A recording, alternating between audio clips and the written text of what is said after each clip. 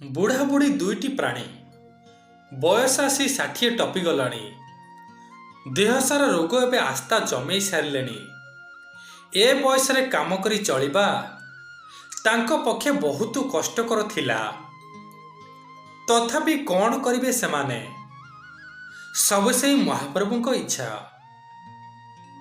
ସେମାନଙ୍କର ତ କେହି ପୁଅ ନାହାନ୍ତି। ପୁଅଟିଏ ଥିଲେ ଶେଷ ସମୟରେ ସାହା ହୋଇଥାନ୍ତା। ଛାଡ଼, କ'ଣ ବା କରିପାରିବେ ଦୁଇ ଜଣ? ସବୁ ସେଇ ଜଗନ୍ନାଥଙ୍କ ଇଚ୍ଛା।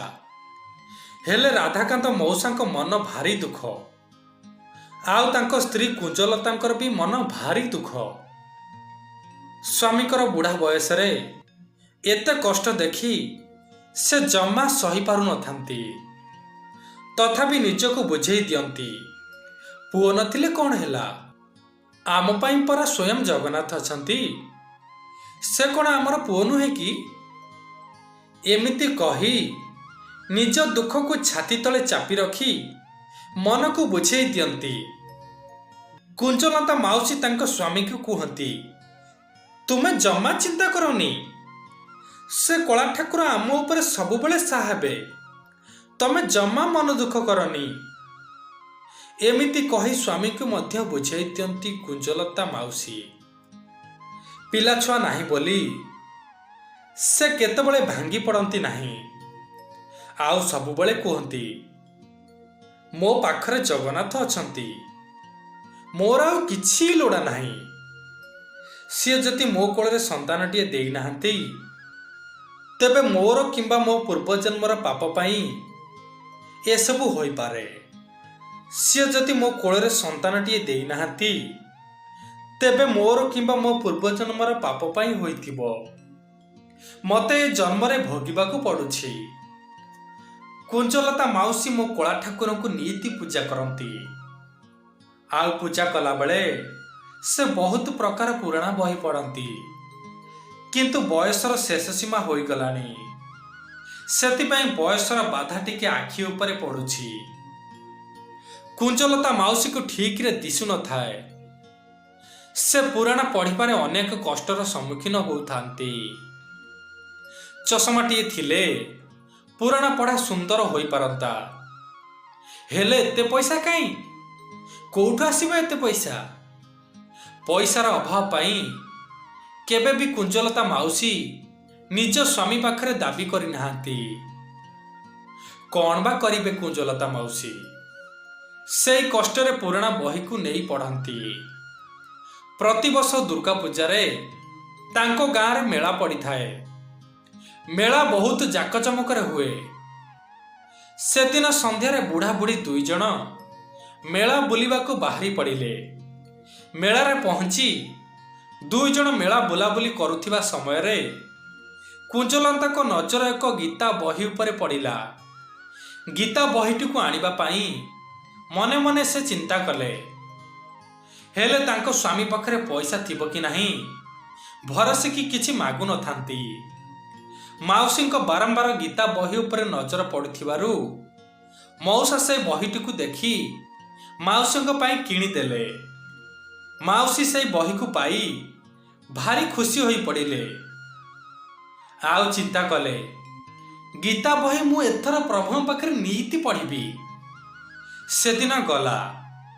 ତା ପରଦିନ ସକାଳୁ ଉଠି ନିତ୍ୟକର୍ମ ସାରି ପ୍ରଭୁଙ୍କୁ ପୂଜା କରିବା ସମୟରେ ଗୀତା ପଢ଼ିବା ପାଇଁ ଗଲେ। ଯେତେବେଳେ ବହି ଖୋଲିଲେ ତାଙ୍କୁ ଟିକିଏ ଝାପ୍ସା ଦେଖାଗଲା। ତାଙ୍କୁ ଛୋଟ ଛୋଟ ଅକ୍ଷର ଦେଖାଗଲା ନାହିଁ। ମାଉସୀ ସେଇଠାରେ ଧୀରେ ଧୀରେ କାନ୍ଦିବାକୁ ଲାଗିଲେ। ଆଉ ମହାପ୍ରଭୁଙ୍କୁ କହିଲେ, ଧନରେ ତୋତେ ଟିକେ ଗୀତା ଶୁଣେଇବି ବୋଲି ମନେ ମନେ ଭାରି ଖୁସି ଥିଲି। ହେଲେ ଆଖି ଦୁଇଟି ଆଉ ବୋଲ ମାନୁନାହାନ୍ତି। ମୋତେ ତୁ କ୍ଷମା କରିଦେବୁ ପ୍ରଭୁ। ମୁଁ ଏଇ ଟିକି କାମଟିଏ ତୋ ପାଇଁ କରିପାରୁନି ପ୍ରଭୁ। ଏମିତି କହି ଗୀତା ବହିଟିକୁ ଠାକୁରଙ୍କ ଆସ୍ଥାନ ଉପରେ ରଖି ରୋଷେଇ କରିବା ପାଇଁ ଚାଲିଗଲେ। ହେଲେ ମନରେ ଥାଏ ଭାରି ଦୁଃଖ। କ'ଣ ବା କରିପାରିବେ ଆଉ? ଆଖି ସହିତ ନିଜର ବଳ ବୟସ ତ କମିଗଲାଣି। ସେପଟେ ନାଟୁଆ ଠାକୁର ନଟବର ଏସବୁ ଦେଖି ଜମା ସହିପାରିଲେ ନାହିଁ। ସେ ଜଣେ ବାଳକ ରୂପରେ ଚଷମା କିଣି କୁଞ୍ଜଲତା ମାଉସୀଙ୍କ ଠାକୁର ଘରେ ରଖିଦେଇ ପଳେଇଲେ। ତାପରେ ସନ୍ଧ୍ୟା ହେଲା। ମାଉସୀ ସବୁଦିନ ପରି ସେଦିନ ବି ସନ୍ଧ୍ୟା ଆଳତି ପାଇଁ ଯେତେବେଳେ ଠାକୁର ଘରକୁ ଗଲେ, ସେ ଦେଖିବାକୁ ପାଇଲେ ଯେ ଗୀତା ବହି ଉପରେ କ'ଣ ଗୋଟେ ପଡ଼ିଛି। ମାଉସୀ ତୁରନ୍ତ ଯାଇ ସେ ପ୍ଲାଷ୍ଟିକ ବକ୍ସକୁ ଯାଇ ଉଠେଇ ଆଣିଲେ। ଆଉ ତାକୁ ଖୋଲି ଦେଖିଲା ବେଳକୁ ତା ଭିତରେ ବହୁତ ଦାମୀ ଚଷମାଟିଏ ଅଛି। ମାଉସୀ ଚଷମା କିଏ ଆଣିଛି ବୋଲି ଚିନ୍ତା କରୁଥାନ୍ତି। ସେପଟେ ବିଶ୍ୱନାଥ ମଉସା କାମରୁ ଫେରୁଥାନ୍ତି। ମାଉସୀ ଅଗଣାକୁ ଦୌଡ଼ି ଯାଇ ମଉସାଙ୍କୁ ପଚାରିଲେ, ତମେ ଏଇ ଚଷମା ଆଣିଛ କି? ମଉସା କହିଲେ, ଚଷମା? କି ଚଷମା? କେଉଁ ଚଷମା? ମୁଁ ତ କିଛି ଚଷମା ଫଷମା ଆଣିନି। ହଉ ଦେଖେ ସେ ଚଷମା। ଯେତେବେଳେ ମଉସା ଚଷମାକୁ ଦେଖିଲେ, ଚଷମାର ଗୋଟିଏ ପଟ ଗ୍ଲାସରେ ଜଗନ୍ନାଥଙ୍କ ନାଲି ଓଠର ଚିହ୍ନ ଅଛି। ତାପରେ ଦୁଇ ଜଣ ଜାଣିନେଲେ ପ୍ରଭୁ ଜଗନ୍ନାଥ ନିଜେ ଆସି ଚଷମା ଦେଇ ଯାଇଥିଲେ। ସେଉଠୁ ଦୁଇ ଜଣ ଲମ୍ବ ହୋଇ ପ୍ରଭୁଙ୍କ ଶରଣରେ ପଡ଼ି କହିବାକୁ ଲାଗିଲେ, ପ୍ରଭୁ, ଆମର ପୁଅ ନାହିଁ ବୋଲି ଯାହା ଆମର ଦରକାର ତାହା ମନ ଖୋଲି ଦେଇ ଦେଉଛ ପ୍ରଭୁ। ପ୍ରଭୁ, ଧନ୍ୟ ତୁମ ଲୀଳା, ଧନ୍ୟ ତୁମ ମହିମା, ଧନ୍ୟ ତୁମ ଚମତ୍କାର। ତୁମକୁ କୋଟି କୋଟି ପ୍ରଣାମ ପ୍ରଭୁ, ତୁମକୁ କୋଟି କୋଟି ପ୍ରଣାମ। ହଁ ବନ୍ଧୁମାନେ, କଳା ଠାକୁର କେତେବେଳେ ବ୍ରାହ୍ମଣ ରୂପରେ, କେତେବେଳେ ବାଳକ ରୂପରେ, କେତେବେଳେ ସେବାୟତ ରୂପରେ ଆସି ବିପଦରୁ ରକ୍ଷା କରିଦେଇ ଯାଉଛନ୍ତି। ସତରେ ତାଙ୍କର ମହିମା ଯାହା ଉପରେ ରହିବ ସେ ବି ମୃତ୍ୟୁ ମୁଖରୁ ଫେରି ଆସିପାରିବ। ସେଇଥିପାଇଁ ପରା ତାଙ୍କୁ କୁହାଯାଉଛି ସେ ନାଟୁଆ ଠାକୁର ନଟବର, ସେ ଭକତ ଭାବରେ ବନ୍ଧା।